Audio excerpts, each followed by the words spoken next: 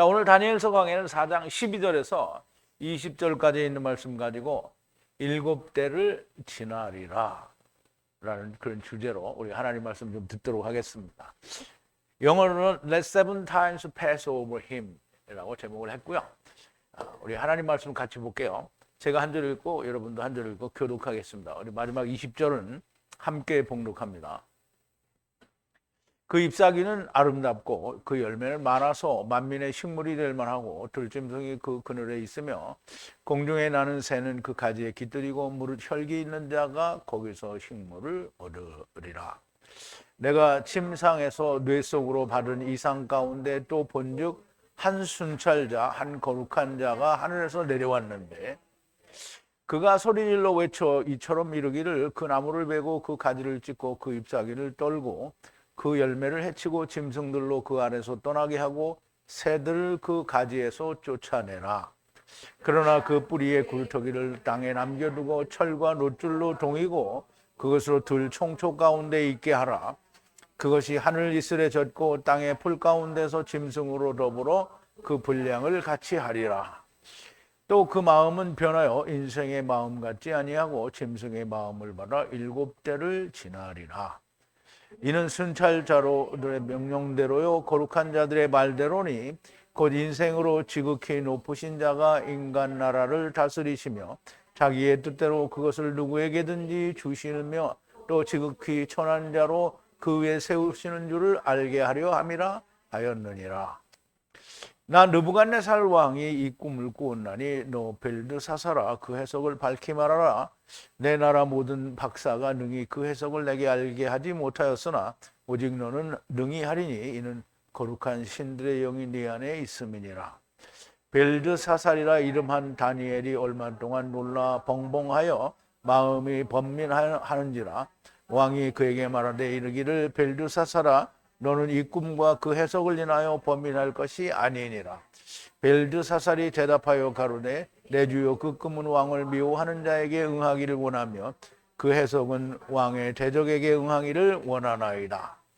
왕이 보신 그 나무가 자라서 견고하여지고 그 고는 하늘에 닿았으니 땅 끝에서도 보이겠고. 아멘. 자, 우리 잠깐 기도하겠습니다.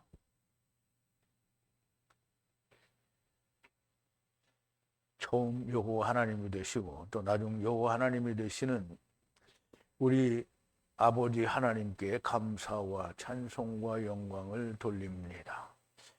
아버지 하나님, 하나님께서는 세상에 사람을 데리고 오셔서 너희가 원하는 대로 선악을 알게 하는 나무를 먹은 대로 너희 스스로 너희가 선을 찾아보라고 하셨사오니 인생들이 다 자기가 원하는 선을 찾고 자기 마음에 기뻐하고 흡족한 대로 옳다는 것을 찾아가는 것이 오늘 우리의 인생 길입니다. 그런데 인간이 지혜로워서 스스로 이룰 수 없다는 것을 깨닫게 될 때에 하나님의 영원한 생명의 그림자가 보이고 그 생명을 우리가 만날 수 있다라는 것을 말씀하시는 것이 하나님의 말씀이온데 인간은 이 땅에 나라를 세워보았자 그것은 결국 완전하지 못하고 모순과 폐단만이 계속될 뿐이요 결국은 멸망될 수밖에 없는 그 나라를 하나님께서는 멸하시고 이제 하나님께서 친히 다스리시는 메시아 왕국을 세우실 것을 다니엘 선지자를 통하여 또한 말씀하시는 것을 오늘 우리가 배우게 됩니다. 아버지 하나님, 메시아 왕국, 즉 주님이 오셔서 세우실 메시아 왕국에 대하여 7년 환란을 통하여 우리가 계시록에서 많은 것을 배우기도 합니다. 그러나 이제 다니엘서를 통하여 또한 하나님께서 말씀하시는 그 참 진리를 우리가 또한 깨닫게 하여 주실 것을 믿사옵고 감사와 찬송과 영광을 돌립니다. 두 책이 서로 다르게 말을 하지만 동일하게 한 가지를 말하고 있다는 것에 우리가 마음을 쏟을 수 있게 하시고 두 개를 다 연합하여 온전한 참다운 하나님의 메시아 왕국을 우리가 바라볼 수 있게 하여 주시옵소서. 그러나 메시아 왕국이 있기 전에는 반드시 큰 환난과 고통과 고난이 따르게 된다라는 것도 분명 깨닫게 하여 주시옵소서. 오늘도 느부갓네살 왕을 통하여 하나님께서 말씀하시는 그 메시아 왕국에 대하여 오늘 우리가 깊이 잘 깨닫는 귀한 시간이 되게 하여 주시옵소서. 예수님의 이름으로 기도하옵나이다. 아멘.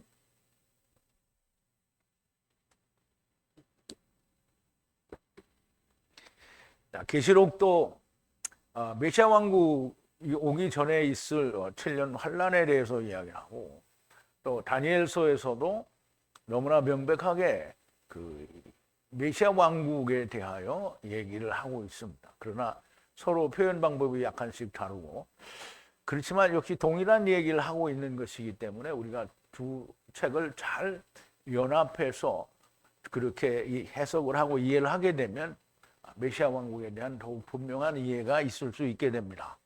자, 오늘 주제는 7대를 지나리라고 했는데요. 7대는 세 대가 7개가 있는 게 아니고요. 7대, 때는 모에드를 말하지 않고요. 욤을 말합니다. 7날을, 곧 7대를 지나리라는 말인데요. 자, 우리가 이 7대를 지난다라는 말이 무슨 말인지 우리 정확하게 잘 이해하기 전에 지난 시간에 나눈 말씀을 좀 되새김을 해볼게요.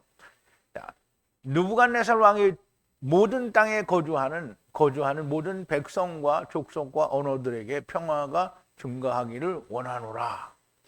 지극히 높으신 하나님께서 함께 아바를 하시는 기적과 표적으로 쾌됨을 보여주는 것을 즐겨하노라. 어찌 그리 위대한 표적과 어찌 그리 강한 기적이지. 그의 왕국은 영원한 왕국이요 그의 통치는 대대에 함께 있으리라. 이거 이제 느부갓네살 왕이 이렇게 얘기를 하는데요. 이제 느부갓네살 왕은 금신상에 대한 꿈과 해석, 그리고 금신상을 만들어서 절을 하라고 했더니 그 사드락과 메삭과 아벳느고가 절하지 않는 것을 통해서 살아계신 하나님을 보게 되죠. 그래서 네 번째 하나님을 느부갓네살이 보게 됩니다. 그러면 느부갓네살이 본 그 하느님과 연계해서 그 하느님이 느부갓네살 왕에게 이야기를 하는 겁니다. 땅에 거주하는 모든 족속과 은혜들에게 평화가 있으라는 거예요. 그리고 지극히 높으신 하나님께서 함께 하시는 기적과 표적으로 쾌됨을 보여주는 것을 본인이 좋아한다는 거예요. 그러니까 느부갓네살 왕이 뭘 알아서 좋아하는 게 아니라 하나님이 그 안에서 말씀하시는 것이라고 그렇게 이해를 하면 되겠습니다. 그리고 위대한 표적과 어찌 그리 강한 기적인지 그 하나님의 왕국은 영원할 거다라는 얘기를 하는 건데요. 그 통치도 영원할 거다라는 말인데, 물론 이제 메시아 왕국을 이제 내다보고 하는 말일 수 있겠죠. 느부갓네살이 번영하는 집 궁전에서 평안히 하야할 때 꿈을 꾸고 두려워하여 침대 위에서 환상에 대하여 생각하는데, 느부갓네살이 이렇게 하나님의 말씀을 이제 축복을 한 뒤에 자기의 침대에서 자는데 꿈을 꾼 거예요. 근데 그 꿈은 이제 한 나무가 있는데 그 나무는 상순이 나무라고 했죠. 그것이 하늘까지 닿아 있고, 이제 그 꿈을 꿨는데 그 꿈에 대해서 생각하는데 그게 무슨 뜻인지 몰라서 굉장히 머리가 괴로웠었다라는 겁니다.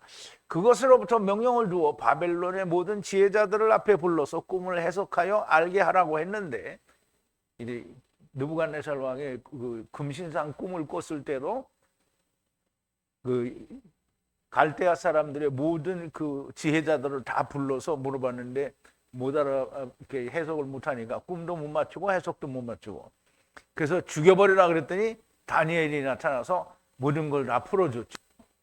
근데 그럴 때는 아무것도 모르고 꿈도 생각이 안 나지 해석도 생각이 안 나는데 다니엘이 해석을 해줬잖아요. 그런데 역시 이번에는 꿈을 생각나게 했어요. 그래서 나무가 있는데 그게 하늘까지 닿았다라는, 그리고 그 나무에 대해서 설명이 다 되었단 말이에요. 그럼에도 불구하고 바벨론의 그 지혜자들은 그 꿈을 해석할 수가 없는 거예요. 그 해석을 할 수 없는 이유는 하나님의 말씀을 세상 지식으로는 풀 수 없다라는 거예요. 사람의 생각으로는 풀어지지 않는다라는 말이죠. 그래서 또 바벨론의 모든 지혜자들을 불러서 꿈을 해석하라고 하는데 갈대아 점성가, 마술사, 갈대아 점쟁이들을 데리고 들어와서 내가 그 앞에 꿈을 말하였으나 그들이 해석을 나이 30을 이루게 하는 것으로 알게 하지 못하였다라는 말이죠. 점성가라는 말은 우리는 점으로 별들로 말미암아 점을 치는 사람을 점성가라고 말을 하는데요. 별들로 말미암아 시잘데기 없는 말을 하는 사람들이 점성가예요. 그게 누구냐면 천문학자들입니다. 없는 걸 있다고 지금 다 말을 하는 거잖아요.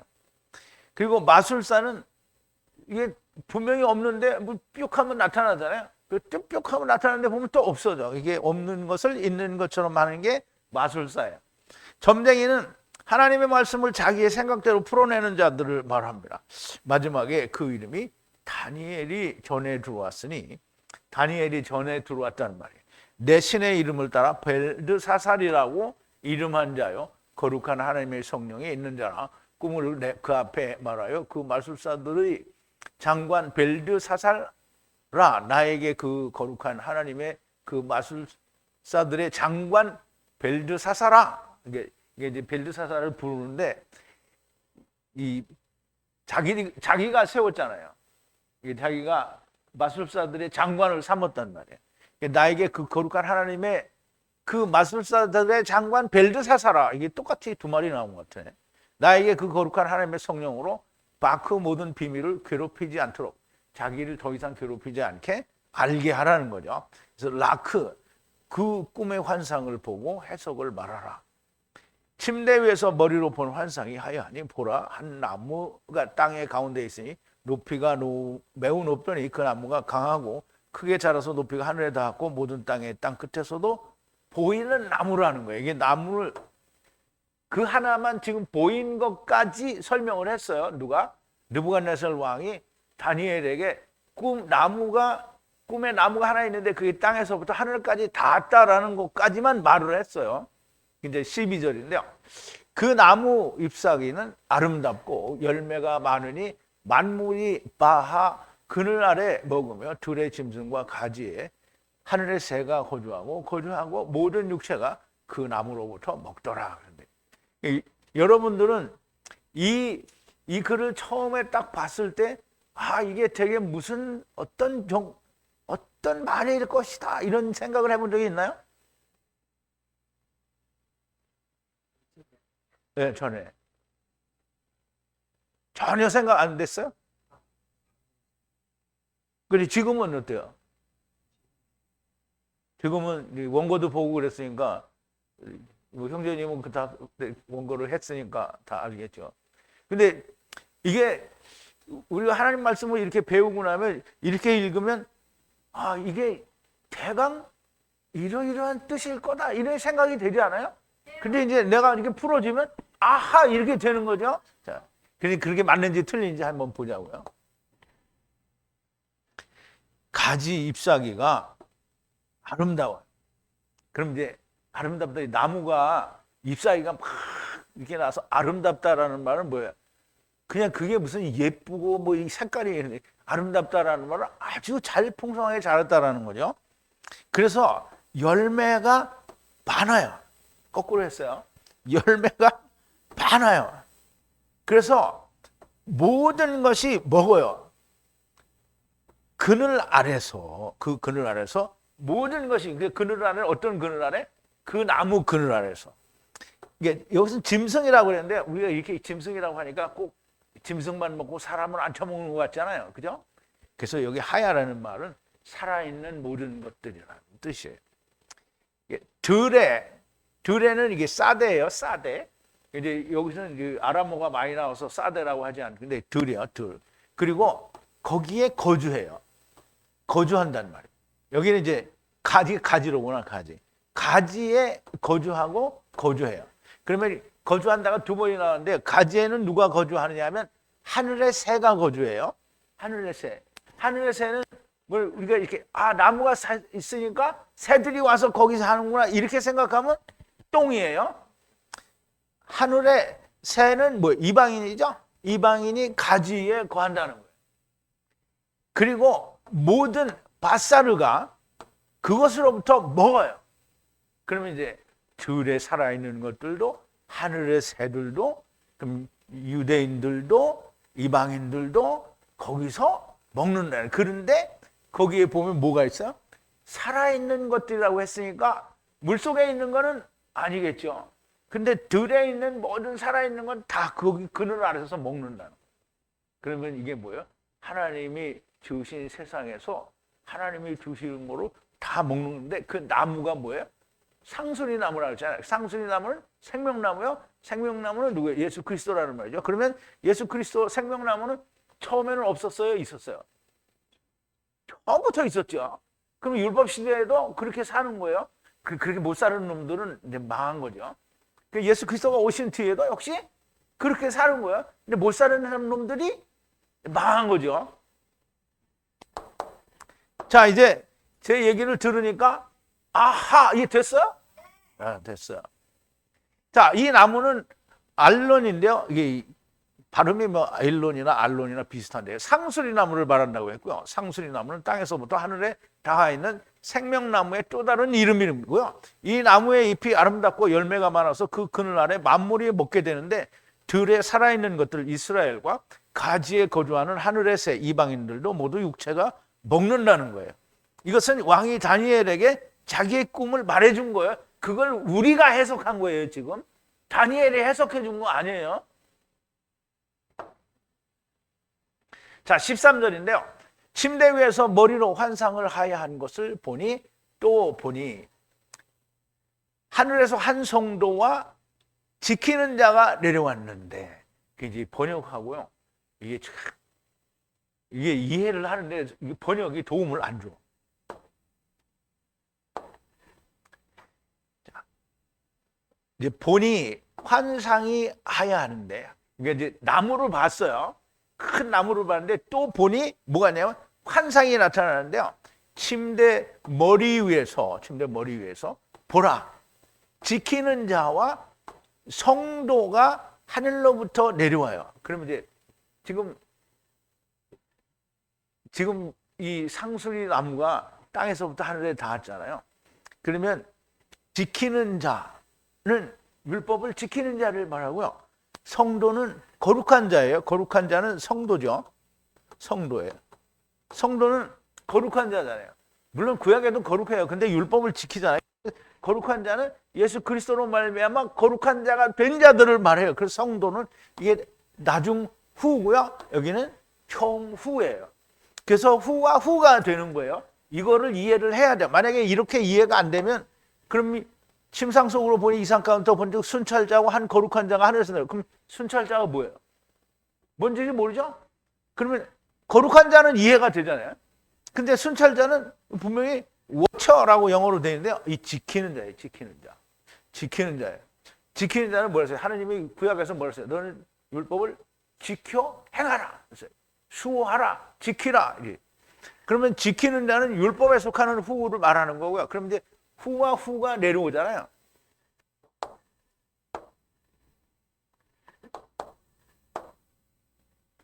느부갓네살이 꿈을 꾼 후에 침대에서 머리로 또 환상이 하야한 것을 보니 하늘에서 한 지키는 자와 성도는 해석하기 매우 어려운 단어인데 처음 후와 나중 후를 말하는 것으로 그렇게 이해가 돼서 그렇게 설명을 드렸습니다. 이제 하늘에서 내려와요. 처음 후와 나중 후가 하늘에서 내려와요. 내려오는데 그가 큰 소리로 불러 이렇게 이르되 나무를 베어내고 그 가지를 잘라버리고 잎을 떨어버리고 열매를 흩뿌리고 밑으로부터 살아있는 것들과 가지로부터 새들도 도망하게 하라 그랬어요.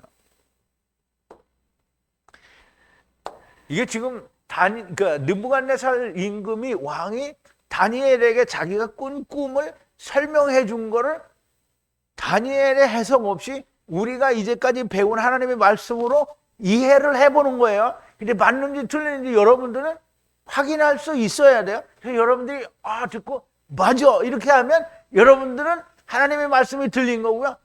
물론 저런 개똥 같은 해석이 있냐 이렇게 하면 망한 거예요.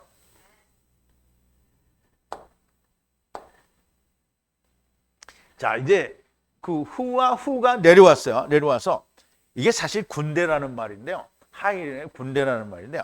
여기서는 그냥 loud라고 해서 큰 소리라고 했는데요. 그렇게 크게 말했어요. 어떻게 말했냐면 이건 카라예요. 카라. 선포했다. 아니면 불렀다. 이런 뜻인데요. 선포했다라는 거예요. 어떻게 선포했냐. 자르라. 베어내라는 거예요. 자르라. 뭐를? 나무를. 상수리 나무를 잘라라.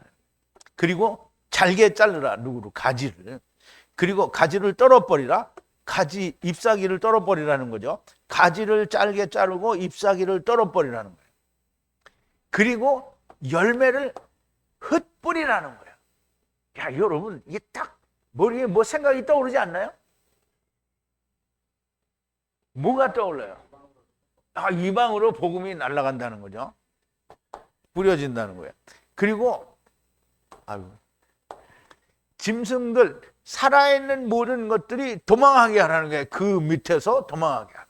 그리고 새도 가지로부터 떠나게 하라는 거예요. 그러면 이 새는 이방인들을 말하는 거예요. 그런데 얘는 떠나가야 되니까 어디로 가는 거예요? 어떤 이방인들이 떠나는 거예요? 이스라엘에 우거하던 이방인들이 떠나는 거예요. 그러니까 아직은 이 하늘의 새는 먼 이방에 있는 이방이 아니에요.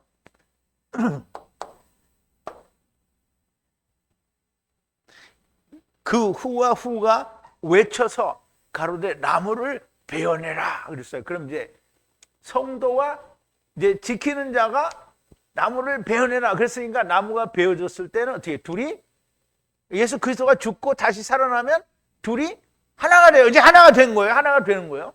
나무를 베어내라 그랬어. 하였으니 내가 베어내라를 봐야 되는데요.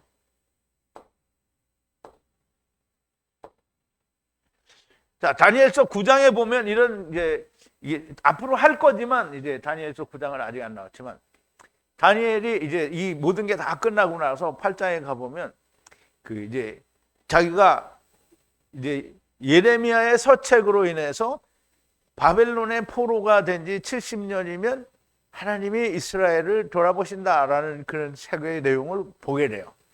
그래서 다니엘이 기도를 하는 거예요. 아, 하나님 우리를 이렇게 돌아보시게 하신다고 했는데 우리가 너무 미련하게 여기에 처박혀 있는 거 아니냐. 하나님께 기도를 해요. 그래서 기도를 하니까 하나님이 답을 주시는 거야. 그러므로 너는 깨달아 알지니라 예루살렘을 중건하는 영이 날 때부터 기름 부음 받은 자 곧 왕이 일어나기까지 7일에와 60일에가 지날 것이요 그때 곤란한 동안에 성이 중건되어 거리와 해자가 이룰 것이며 62일의 후에 그럼 이제 7일에와 62일에가 지났어요. 그러면 69일에가 지난 거죠. 그러면 62일의 후에 기름 부음 받은 자가 끊어져 없어질 것이요. 그럼 예수 그리스도가 십자가에서 죽고 다시 살아나서 하늘로 승천하시는 것을 말하는 거예요. 장차 한 왕의 백성이 와서 그 성읍과 성소를 회파하려니와 그의 종말은 홍수에 엄몰될 것 같을 것이며 또 끝까지 전쟁이 있으니 황폐할 것이 작정되느니라. 그러면 이제 예수님은 갔잖아요.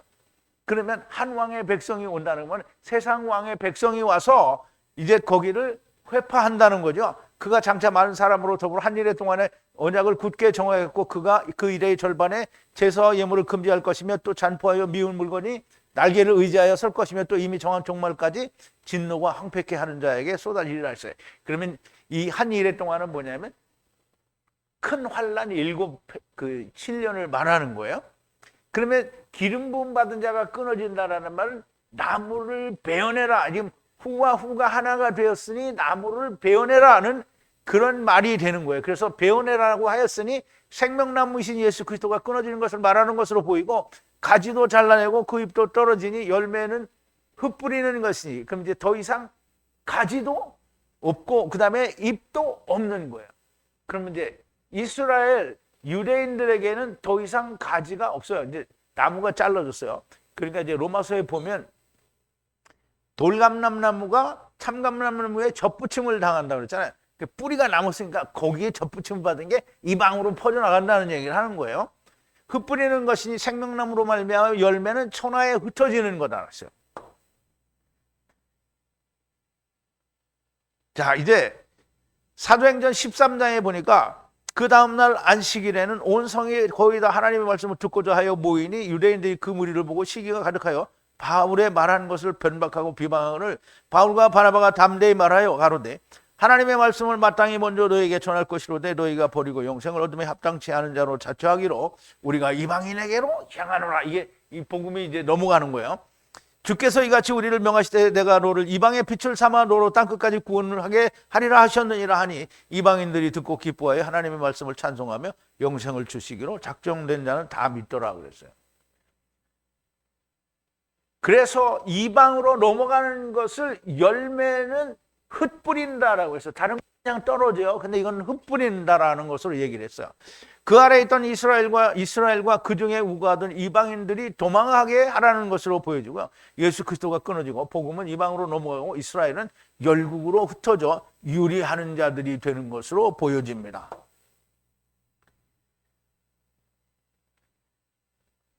자, 누가복음 21장인데요. 이거 여러 번 봤으니까 잘 기억하실 거예요. 너희가 예루살렘이 군대들에게 에워싸이는 것을 보고는 그 멸망이 가까운 줄을 알라.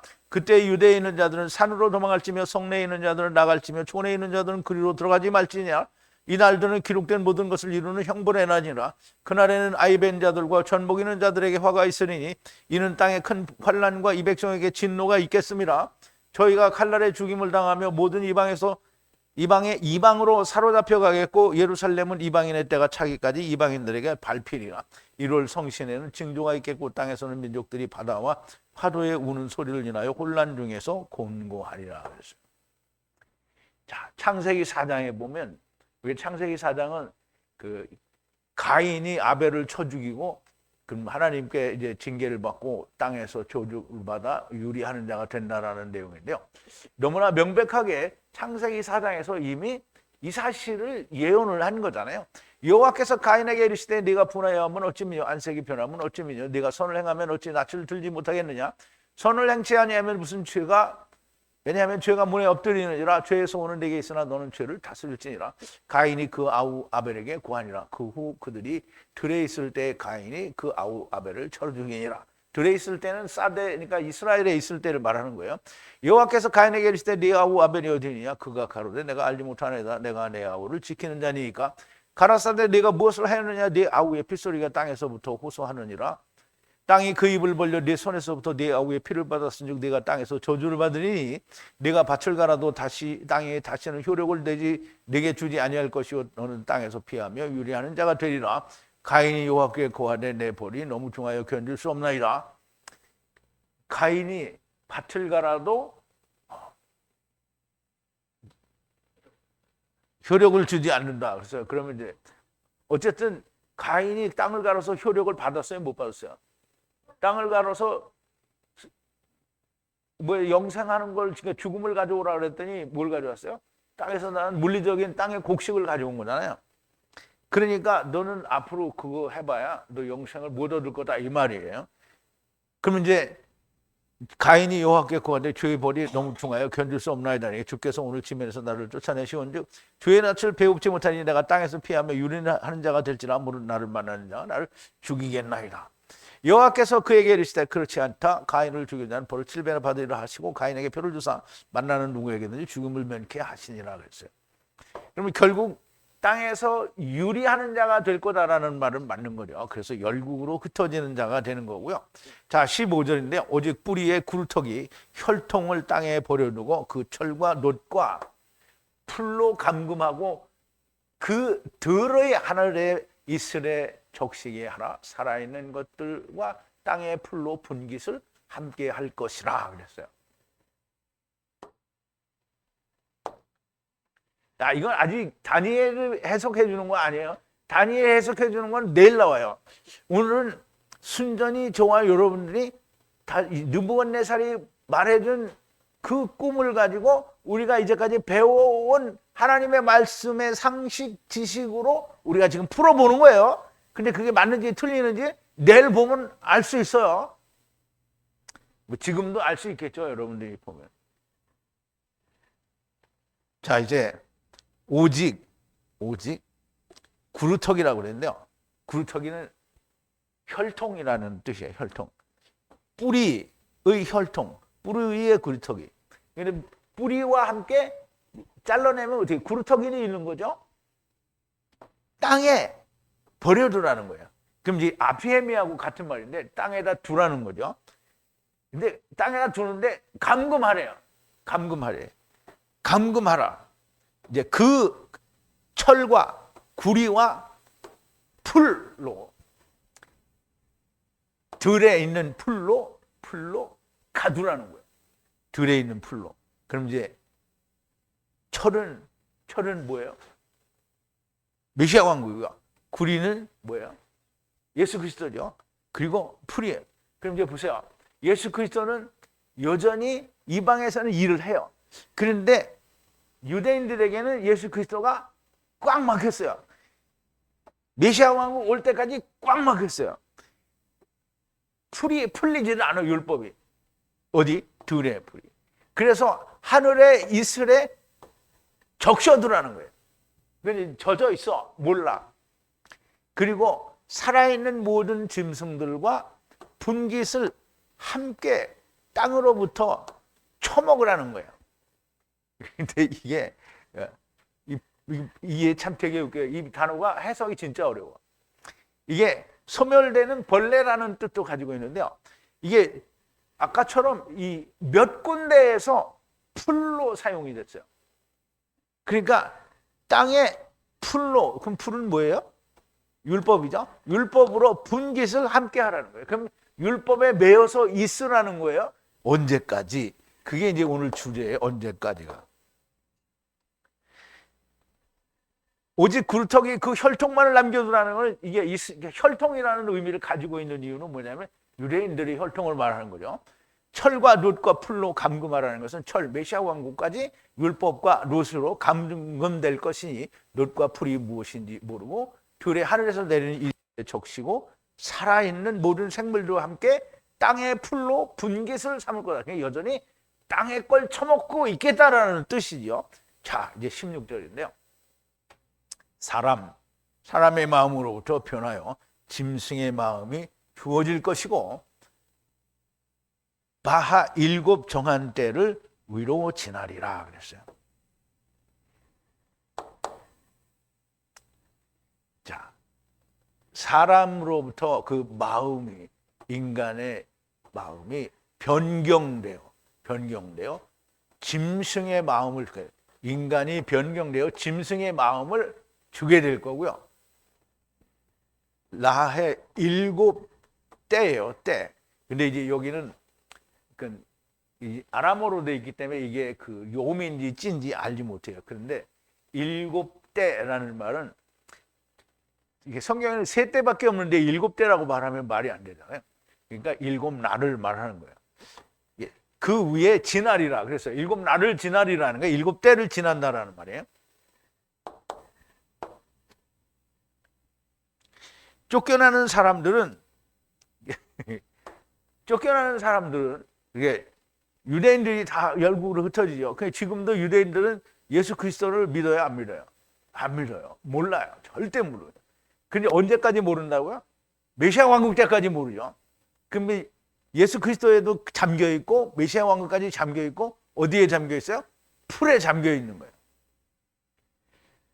근데 마음이 그렇게 짐승 마음을 받을 것이고 7 때를 지나야 한다는 것은 이방인의 때가 차기까지 혹은 이방인의 충만한 수가 차기까지 라헬의 때를 지나야 한다는 것으로 보여집니다. 그래서 자, 그림으로 아까도 본 그림이죠.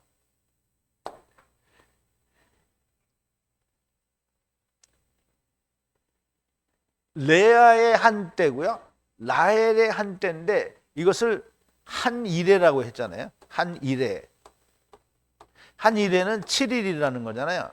그러므로 7 때라는 말은 7일이 다 지나야 된다라는 거예요. 7일이 다 지나야 된다는 거예요. 그러면 여긴 지났잖아요. 여기가 지나야 된다는 거예요. 그러면 메시아 왕국이 이때 오게 된다는 거잖아요. 그러면 환란의 끝이고 메시아 왕국이 시작되는 이때까지 다 이스라엘은 어떻게 해요? 꼭 잠겨 있어서 율법으로 자기들의 분깃을 삼을 거라는 거예요. 율법으로는 분깃이 있어요, 없어요? 없죠.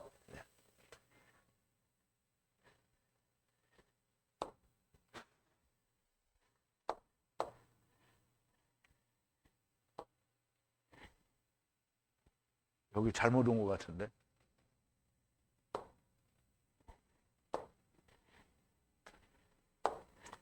자, 라헬의 때를 지나야 한다는 것으로 그렇게 이제 설명을 드렸고요. 자, 17절인데요.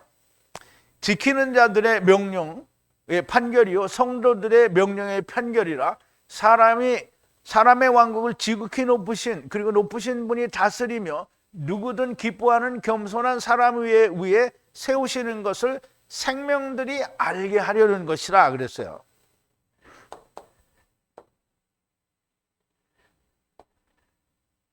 자, 지키는 자의 명령의 판결, 명령에 기록된 게 명령문이라는 거예요.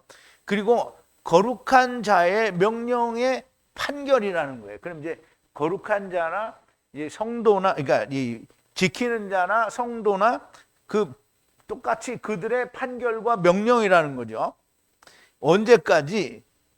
그 목적이 이루는 까지예요. 근데 이루는 데까지는 어디냐면 지극히 높으신 분이 다스리는, 생명들을 다스리는 것을 알게 되는데요. 지극히 높으신, 가장 높으신 분이 다스리는 거예요. 누구를? 사람의 왕국을. 사람의 왕국을 지극히 높으신 하나님이 다스린다는 거예요. 그것을 살아있는 것들이 알게 되기까지 사람들이 누구에게 이 나라를 누구에게 줄지를 아는 거예요. 기뻐하는 그 누구에게 주는 것을 아는데 그 누군가가 누구냐면 낮은 자예요. 낮은 자. 매우 낮은 자 위에 세워질 거다라는 거예요. 세워질 거다라는 거예요. 그걸 알게 되는 때까지 이제 그게 이제 말하는 7대가 지날 때까지라는 거죠. 지키는 자들은 율법을 지키는 자들을 말하고, 성도는 예수 그리스도로 말미암아 성도가 된 자들을 말하는 것으로 보이고요. 7대를 지나야 한다는 것은 사람의 왕국, 곧 지극히 높으신 분이 다스리는 왕국은 메시아 왕국, 즉 사람의 왕국인데 하느님이 다스리는 나라는 메시아 왕국이라는 거예요. 그래서 아까 본 그 그림을 다시 보면 똑같이 그 메시아 왕국은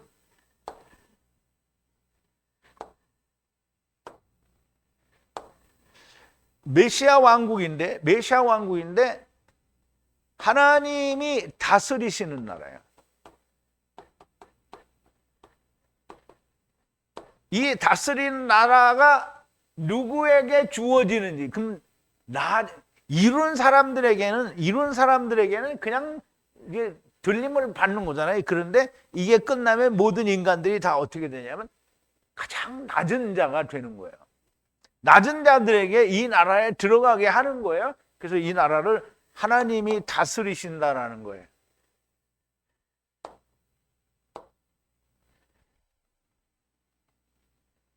그럼 이 왕국은 7대가 지나서 사람들이 완전히 낮아진 뒤에 그 사람 위에 세우신다라는 것을 알게 하시기 위한 것이라는 그런 말씀이 됩니다. 자, 18절인데요. 이것이 나 느부갓네살 왕이 본 꿈이라. 너 벨드사사라, 모든 사람 앞에서 해석을 말하라. 왕국의 모든 지혜자들은 해석을 알게 할 수 없었으나 너는 바크 거룩한 하나님의 영으로 할 수 있음이니라 그랬어요. 자, 이 꿈이 나 느부갓네살 왕이 본 꿈이라는 거예요. 너는 벨드사사라, 너는 해석을 모든 사람 앞에서 말하라는 거예요. 그 모든 왕국의 지혜자들은 할 수가 없었다는 거예요. 해석을 알게 할 수가 없었다는 거예요. 그러나 너는 할 수 있다는 거예요. 왜? 바크 거룩한 하나님의 영이 있기 때문에 할 수 있다는 거예요. 그럼 이제 느부갓네살 왕이 다니엘이 그런 게 없었으면 이런 말을 못하죠. 그런데 너무나 명백하게 지난번 꿈을 해석할 때 자기도 모르고 박사들도 모르는 걸 다니엘이 말을 했고 생각나게 했고 그걸 해석을 해줬단 말이에요. 그런데 그걸 자기가 우상을 만들어서 거기다 절을 하라고 했더니 다니엘의 세 친구가 죽어도 못한다 그러고 결국 불 속에 집어넣어줬더니 네 번째 하나님이 나타나셔서 그들을 어떻게 해요? 구원하셨단 말이에요. 그걸 본 느부갓네살은 이제 벨드사살 너는 하나님의 영이 있으니까 이거 말할 수 있어. 하라 이 말이에요. 지금까지 이야기한 것이 다니엘이 해석해 준 게 아니고요. 느부갓네살이 다니엘에게 자기의 꿈을 그대로 말을 한 거를 우리는 우리가 배운 하나님의 말씀을 기초로 설명을 해드린 거예요. 근데 여러분들이 들어보니까 저건 꽝이다요? 아니면 아하예요? 아하지.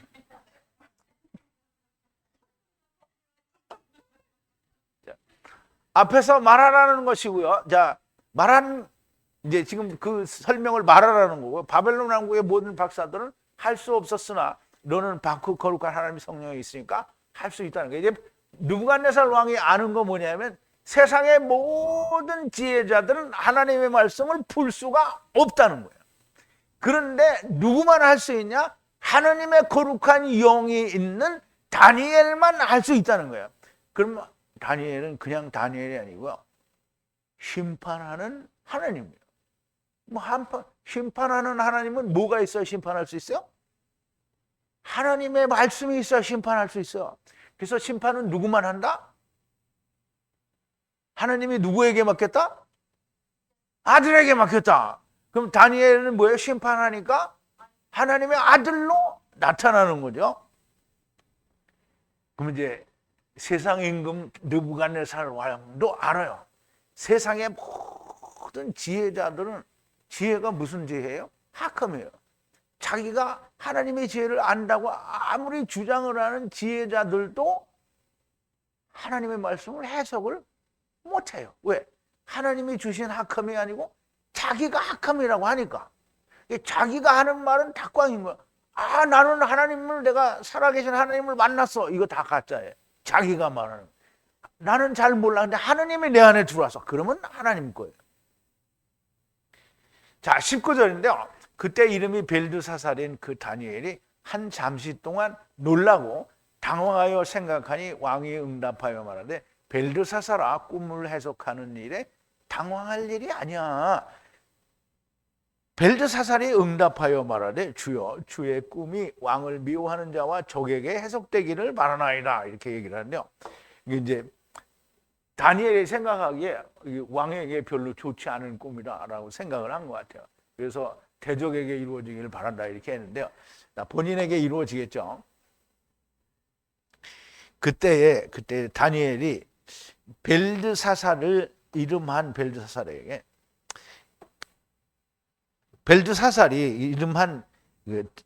벨드사살이 어떻게 놀랐어요. 한 순간 놀랐어요. 그리고 당황했어요. 생각하다 보니까 이걸 이해를 하려면 이렇게 해야 돼요. 느부갓네살 왕이 다 얘기를 해줬잖아요. 다 얘기를 다 듣고 그럼 이제 해석이 쫙 들어올 거 아니에요. 하나님의 영이 해석이 다. 그러니까 깜짝 놀란 거예요. 이게 지금 그거예요. 그리고 이제 느부갓네살 왕이 말하는 거예요. 벨드사살아, 꿈 해석을 당황하지 말라. 왜? 너는 하나님의 영이 있지 않냐 이 말이에요. 당황하지 말라. 이제 그 말을 딱 듣고 나서 벨드사살이 대답하여 말을 하는 거예요. 주여 꿈이 왕을 미워하는 자에게 그리고 적에게 해석되어지기를 바란다 하는 거예요. 해석되어지기를 바란다. 근데 이제 어쨌거나 다 이루어지죠. 근데 느부갓네살이 또 이건 나 죽이는 거 아니야 이러고 대들지를 않아요. 자, 느부갓네살 왕이 말하는 그 꿈의 이야기를 다 들은 벨드사살이 꿈에 대한 해석이 이해되는 동안 잠시 동안 놀라고 생각을 하는 동안에 왕이 당황하지 말라고 말하고 벨드사살 다니엘이 대답하여 가로되 이 꿈의 해석이 왕을 미워하는 자나 대적들에게 해석되기를 바란다라는 건데요. 그리고 이제 느부갓네살 왕이 말한 꿈에 대한 해석을 하기 시작합니다. 이제 꿈에 대한 본격적인 해석은 내일 나오죠. 개봉박두 투마로. 그러니까 여러분들 내일 와야 되겠어요? 안 와야 되겠어요?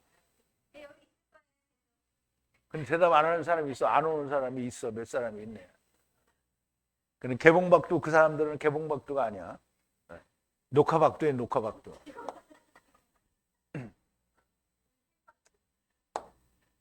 자, 이제 보신 이거 지금 읽었죠?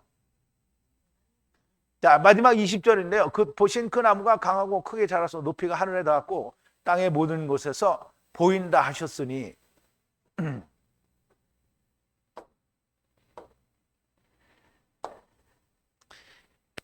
자, 그 보신 나무가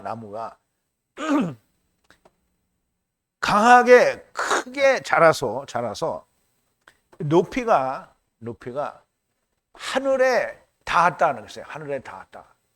그래서 땅의 모두가 그것을 본다 하였으니 지금 이제 아직도 설명이 안 나왔어요.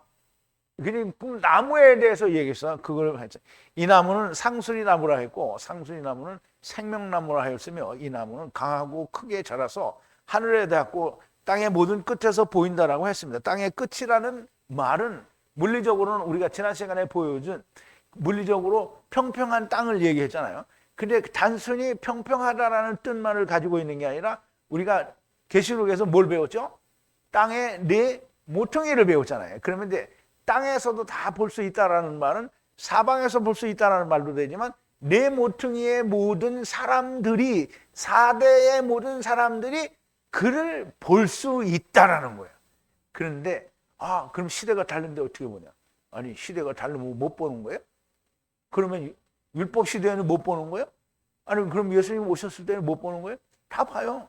다 있다는 거예요. 율법 안에도 생명나무가 있고 예수님 오신 다음에는 더 분명하게 생명나무가 나타났죠. 땅의 끝이라는 말은 물리적으로 땅의 모든 끝에서 보이는 것이고 또 땅의 시작과 끝에서도 다 보인다라는 말씀이 됩니다. 계시록에서 땅의 네 모퉁이를 설명할 때 정리가 다 된 거고요. 19절까지는 느부갓네살 왕이 바벨론 모든 박사들, 지혜자들에게도 말해준 내용이고 그들은 해석을 할 수 없었던 것들인데요. 이것을 벨드사살 다니엘에게 왕이 말을 해주는 거고요. 다니엘에게는 해석이 들어올 순간이 필요했었고 그 해석이 들어오니 잠시 당황을 한 것이고 이제 그 왕의 꿈을 해석하여 주는 겁니다. 벨드사살 다니엘의 해석은 왕의 꿈의 해석이므로 내용이 거의 같은 말을 되풀이하면서 해석을 하게 되는데요. 그러므로 다음 강해에는 중복되고 반복되는 것이 많이 나오게 될 겁니다. 7대를 지나야 메시아 왕국이 세워지게 되는데 사람들이 다 자기를 버리고 낮은 자들이 되어야 그 후에 하나님께서 다스리시는 사람의 왕국, 곧 하나님께서 이스라엘이 애굽을 나와 가데스 바네아에서 가나안 땅을 정탐하고도 하나님의 나라를 거절한 이유는 바로 이 땅에서 이루어지는 이스라엘을 원하기 때문이었던 것이며 그렇게 원하던 땅에 이루어지는 이스라엘을 7대를 기다려서 받게 된다는 말씀이 되는 겁니다. 자, 이 7대는 레아의 7대를 지나서 라헬의 7대, 즉 지나야 메시아 왕국이 오게 된다라는 말씀입니다. 다른 말로는 우리가 다른 말로 할 때는 이방인의 때가 차야 하고 이방인의 충만한 수가 차야 한다라는 말을 하는 건데요. 이 말을 이사야 선지자를 통해서 이렇게 말씀하신 겁니다. 자, 49장 6절을 말하기 위해서 1절부터 8절까지를 제가 가져왔는데요. 섬들아 나를 들으라, 원방 백성들아 귀를 기울이라. 여호와께서 내가 태에서 나옴으로부터 나를 부르셨고 내가 어미 복중에서 나옴으로부터 내 이름을 말씀하셨으며 내 입을 날카로운 칼같이 만드시고 나를 그 손 그늘에 숨기시며 나로 마광한 살을 만드사 그 전통에 감추시고 내게 이르시되 너는 나의 종이요 내 영광을 나타낼 이스라엘이라 하셨느니라. 그러나 나는 말하기를 내가 헛되이 수고하였으며 무익히 공연히 내 힘을 다하였다 하였도다. 정령이 나의 신원이 여호와께 있고 나의 보응이 나의 하나님께 있느니라. 나는 여호와의 보시기에 존귀한 자라. 나의 하나님이 나의 힘이 되셨도다. 다시 야곱을 자기에게로 돌아오게 하시며 이스라엘을 자기에게로 모이게 하시려고 나를 태에서 나옴으로부터 자기의 종을 삼으신 여호와께서 말씀하시니라. 그가 가라사대 네가 나의 종이 되어 야곱의 지파들을 일으키며 이스라엘 중에 보존된 자들을 돌아오게 할 것은 오히려 경한 일이라. 내가 또 너로 이방에 빛을 삼아 너의 구원을 베풀어서 땅끝까지 이르게 하리라. 이게 먼저라는 거예요. 이방인의 땅가 차기까지, 이방인의 충만한 수가 차기까지가 먼저고, 그 뒤에 이스라엘의 구속자, 이스라엘의 거룩한 자이신 여호와께서 사람에게 멸시를 당하는 자, 백성에게 미움을 받는 자, 관원들에게 종이 된 자에게 이같이 이르시되 너를 보고 열왕에 일어서며 방백들이 경배하리니 이는 너를 택한 바 신실한 나 여호와 이스라엘의 거룩한 자를 인함이라. 여호와께서 또 가라사대 은혜의 때에 내가 네게 응답하였고 구원의 날에 내가 너를 도왔도다. 내가 장차 너를 보호하며 너를 백성의 언약을 삼으며 나라를 일으키며 그들로 황무했던 땅을 기업으로 상속케 하라. 이게 지금 메시아 왕국을 그때 세우겠다는 거잖아요.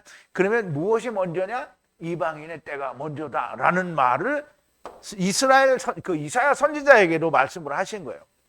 자, 이스라엘이 원하는 것을 하나님의 뜻대로 이루어 주신 것이고요. 사람의 뜻대로 세워진 세상 나라는 멸망할 수밖에 없다라는 걸 보여주신 것이고, 오직 보좌에 앉으신 어린 양이신 죽었다가 다시 사신 하나님께서 다스리시는 그 나라만이 완전한 땅에 있는 하나님의 나라, 사람의 나라인데 하나님이 다스리시는 그 나라가 되는 겁니다. 이 완전한 땅에 속한 하나님의 나라도 여전히 마귀가 존재하게 되면 다시 미혹될 수밖에 없다라는 것을 보여주신 후에 영원한 하나님의 나라, 땅에 속하지 않은 하늘에 속한 영원한 하나님의 나라, 그 새하늘과 새 땅으로 삼켜지게 되는 것이 땅의 4대가 되는 것이고 네 모퉁이의 끝이 되는 겁니다. 하나님의 뜻과 그 이루심은 실로 놀랍고 경이로운 것인데요, 사람의 생각으로는 헤아릴 수 있는 것이 아닙니다. 그러니까 내일은 이제 다니엘이 어떻게 해석을 했는지를 우리가 생각해 보고, 과연 오늘 우리가 풀어낸 것이 과연 맞는지 틀리는지를 우리가 생각을 해 보도록 하겠습니다. 자, 오늘도 이 놀라운 성령님의 가르치심의 소리가 들리는 귀를 가진 분들이 정말 많이 나오게 되기를 진심으로 기도합니다. 우리 기도하시겠습니다. 사랑이신 우리 아버지 하나님, 감사와 찬송과 영광을 돌립니다.